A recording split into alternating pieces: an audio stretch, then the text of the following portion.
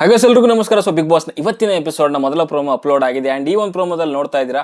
So ಇಲ್ಲಿ ತ್ಯಾಗ ಮಾಡುವಂಥ ಒಂದು ಸಮಯ ಬಂದಿದೆ ಅಂತ ಹೇಳ್ಬೋದು ಬಿಗ್ ಬಾಸ್ ಮನೆಯವರೆಗೆ.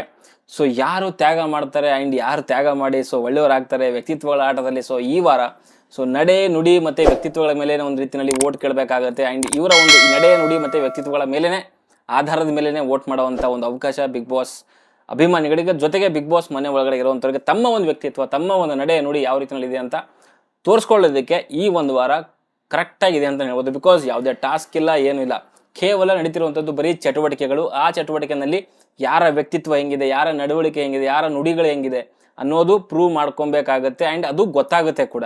ಆಲ್ರೆಡಿ ಗೊತ್ತಾಗಿದೆ. ನಿನ್ನೆ ಒಂದು ಚಟುವಟಿಕೆ ನಡೆದಿದೆಯಲ್ಲ, ಅಲ್ಲಿ ಯಾವನ ಹೆಂಗೆ, ಏನು ಅರ್ಹತೆ ಏನು, ಯಾರ ನಡೆ ನುಡಿ ಚೆನ್ನಾಗಿದೆ, ಯಾರ್ದು ಏನಿಲ್ಲ, ಪ್ರತಿಯೊಂದು ಕೂಡ ಗೊತ್ತಾಗಿದೆ ವ್ಯಕ್ತಿತ್ವ ಜೊತೆಗೆ.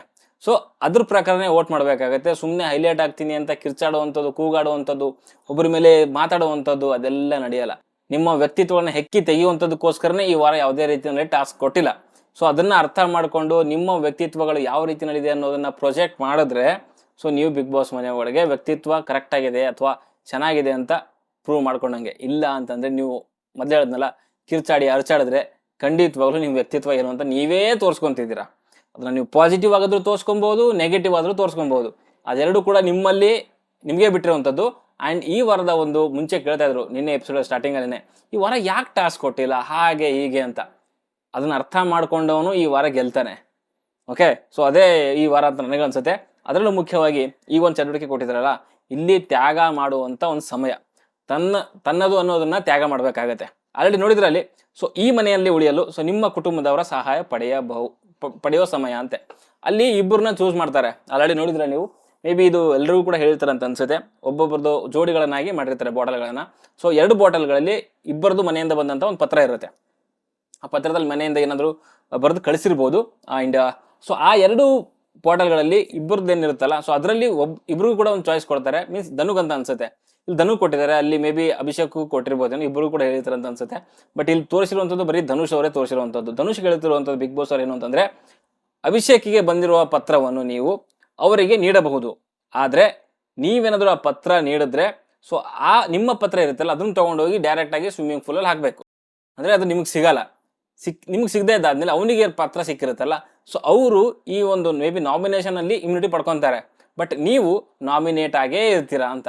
ಸೊ ಇದಕ್ಕೆ ಹೇಳಿರುವಂಥದ್ದು, ಇವಾಗ ಧನುಷ್ ತ್ಯಾಗ ಮಾಡಬೇಕಾಗತ್ತೆ. ಏನು, ಅವನಿಗೆ ಬಂದಿರುವಂಥ ಪತ್ರನ ತೊಗೊಂಡೋಗಿ ನೀರಲ್ಲಿ ಹಾಕಿ ಸೊ ಅಲ್ಲಿ ಅಭಿಷೇಕಿಗೆ ಬಂದಿರುವಂಥ ಪತ್ರನ ಅವನಿಗೆ ಸಿಗೋ ಹಾಗೆ ಮಾಡಬೇಕು, ಅಭಿಷೇಕಿಗೆ. ಸೊ ಅವಾಗ ಅಭಿಷೇಕ್ ಏನು ಮಾಡ್ತಾರೆ, ಪತ್ರನೂ ಸಿಗುತ್ತೆ, ಜೊತೆಗೆ ಸೊ ಈ ವಾರದ ಒಂದು ಎಲಿಮಿನೇಷನಿಂದ ಸೇವು ಕೂಡ ಆಗ್ತಾರೆ, ಇಮ್ಯುನಿಟಿ ಸಿಗುತ್ತೆ. ಸೊ ಇದೇ ಹೇಳಿದ್ನಲ್ಲ, ಸೊ ಮನೆಯವರ ಸಹಾಯ ಪಡಿಬೇಕಾಗಿರುವಂಥದ್ದು Abhishek. May be Abhishek convince ಮಾಡಬೇಕಾಗತ್ತೆ ಅನ್ಸುತ್ತೆ ಧನುಷ್ಗೆ. ಸೊ ಧನುಷ್ ಏನಾದರೂ ಕನ್ವಿನ್ಸ್ ಆಗಿ ಅಥವಾ ಅವನ ಒಂದು ಒಳ್ಳೆತನದಿಂದ, ಒಳ್ಳೆ ವ್ಯಕ್ತಿತ್ವದಿಂದ ಸೊ ಅವನಿಗೆ ಕೊಟ್ಟರೆ ಸೊ ಇವನ ವ್ಯಕ್ತಿತ್ವ ಏನು ಅನ್ನೋದು ಪ್ರೂವ್ ಆಗುತ್ತಿಲ್ಲ. ಸೊ ಅದರ ಆಧಾರದ ಮೇಲೆ ಸೊ ಜನಗಳು ವೋಟ್ ಮಾಡ್ತಾರೆ. ಸೊ ಇವ್ರ ವ್ಯಕ್ತಿತ್ವ ಹಿಂಗೆ ಅಂತ ಡಿಸೈಡ್ ಮಾಡ್ತಾರೆ ಅಂತ ಅನ್ಸುತ್ತೆ. ಸೊ ನನ್ನ ಪ್ರಕಾರ ಇದು ಒಳ್ಳೆ ಚಾಯ್ಸು ತ್ಯಾಗರಾಜ ಆಗಲಿಕ್ಕೆ. ಸೊ ಗೊತ್ತಿಲ್ಲ, ಅವ್ರವ್ರದ್ದೊಂದು ಇದು ಗೊತ್ತಾಗುತ್ತಲ್ಲ, ಈಗ ಅವ್ರದ್ದು ಕೂಡ ಅಲ್ಲಿ ಉಳಿಯುವಂಥ ಒಂದು ಇದು ಬೇಕಾಗತ್ತೆ.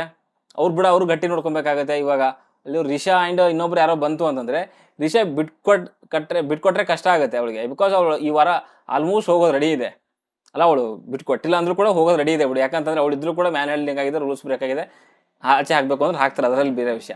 ಚಂದ್ರಪ್ರಭಾ ಅಥವಾ ಬೇರೆಯವ್ರು ಅಂತ ಬಂದಾಗ, ಚಂದ್ರಪ್ರಭಾ ಏನಾದರೂ ನಾನು ಕೊಡೋದೇ ಇಲ್ಲ, ನಾನೇ ಇಟ್ಕೊತೀನಿ ಅಂತಂದರೆ ಅಲ್ಲಿ ಕಷ್ಟ ಆಗುತ್ತೆ. ಅವನೇನಾದ್ರೂ ಉಳ್ಕೊಂಡ್ಬಿಟ್ರೆ ಅವ್ನು ಇಲ್ಲಿವರೆಗೂ ಬಂದಿರೋದೇ ತುಂಬ ದೊಡ್ಡ ಒಂದು ಇದು ಅದ್ಭುತ ಅಂತಲೇ ಹೇಳ್ತೀನಿ. ಬಟ್ ಗೊತ್ತಿಲ್ಲ, ತುಂಬ ಚೆನ್ನಾಗಿದೆ. ಸೊ ಯಾರು ತ್ಯಾಗ ಮಾಡ್ತಾರೆ ಅಥವಾ ಯಾರು ಅಲ್ಲಿ ಪಡ್ಕೊಂಡು ಸೇವ್ ಆಗ್ತಾರೆ ಅನ್ನೋದು ನೋಡಲಿಕ್ಕೆ ಇಂಟ್ರೆಸ್ಟಿಂಗ್ ಆಗಿದೆ. ನೋಡೋಣ ಏನೇನಾಗುತ್ತೆ ಅಂತ. ಸೊ ಧನುಷ್ ಇಲ್ಲಿ ಖಂಡಿತವಾಗ್ಲೂ ನಮ್ಮ ಅಭಿಷೇಕ್ ಅವರಿಗೆ ಬಿಟ್ಕೊಟ್ಟಿದ್ದಾರೆ. ಅವ್ರ ಬಾಟಲ್ ತೊಗೊಂಡೋಗಲ್ಲ ಹಾಕ್ತಿದ್ದಾರೆ.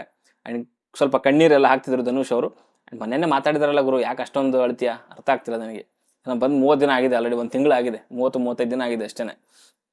ಚೆನ್ನಾಗಿ ಆಡ್ತಿದ್ದಾನೆ. ಬಟ್ ಕೆಲವು ಸ್ಟ್ಯಾಂಡ್ ಅಂತ ಬಂದಾಗ ಸ್ವಲ್ಪ ಜೋರಾಗಿ ಸ್ಟ್ಯಾಂಡ್ ತೊಗೊಬೇಕು. ಸುಮ್ಮನೆ ಆಟ ಕೊಂಟು ಲೆಕ್ಕಕ್ಕಿಲ್ಲ ಅನ್ನೋ ರೇಂಜಿಗೆ ಇರಬಾರ್ದು ಅಂತ ನನಗನ್ಸುತ್ತೆ. ಆಮೇಲೆ ಅವರಿಗೆ ಕ್ಯಾಪ್ಟನ್ಸಿ ಪ್ರೂವ್ ಮಾಡ್ಕೊಳ್ಳಿಕ್ಕೆ ಈ ಸರಿ ಯಾವುದೋ ಟಾಸ್ಕ್ ಕೊಡಲ್ಲ, ಎಂಥದ್ದು ಇಲ್ಲ, ವ್ಯಕ್ತಿತ್ವಗಳ ಆಟ ಆಗಿರೋದ್ರಿಂದ. ಸೊ ಒಂದು ಸ್ವಲ್ಪ ಕ್ಯಾಪ್ಟನ್ಸಿ ಅಷ್ಟಕ್ಕಷ್ಟೇ ಅಂತ ಹೇಳ್ಬೋದು. ಏನು ಪ್ರೂವ್ ಮಾಡ್ಕೊಳ್ಳಿಕ್ಕೆ ಸಾಧ್ಯ ಇಲ್ಲ, ಬಟ್ ಪ್ರೂವ್ ಮಾಡ್ಕೊಳ್ಳೋವಂಥ ಅವಕಾಶ ಸಿಕ್ಕಾಗ ಮಾಡ್ಕೊಬೇಕು. ನಿನ್ನೆ ಜಗಳ ಅಂತ ಬಂದಾಗ ಸೊ ರಿಷಾಗೆ ಬಾಯಿ ಮುಚ್ಚಬೇಕಾಗಿತ್ತು ಅಟ್ಲೀಸ್ಟ್. ಸೊ ಅಲ್ಲಿ ಆಗಲಿಲ್ಲ, ಜಸ್ಟ್ ಸುಮ್ಮನೆ ಹೇಳಿದ್ರೆ ಆಗಲ್ಲ. ಸೊ ಕ್ಯಾಪ್ಟನ್ಶಿಪ್ ಅನ್ನುವಂಥದ್ದು, ಲೀಡರ್ ಅನ್ನುವಂಥದ್ದು ಆ ಒಂದು ತೊಗೊಬೇಕು ಟೀಮ್ನ ಲೀಡ್ ಮಾಡುವಂಥ ರೀತಿಯಲ್ಲಿ.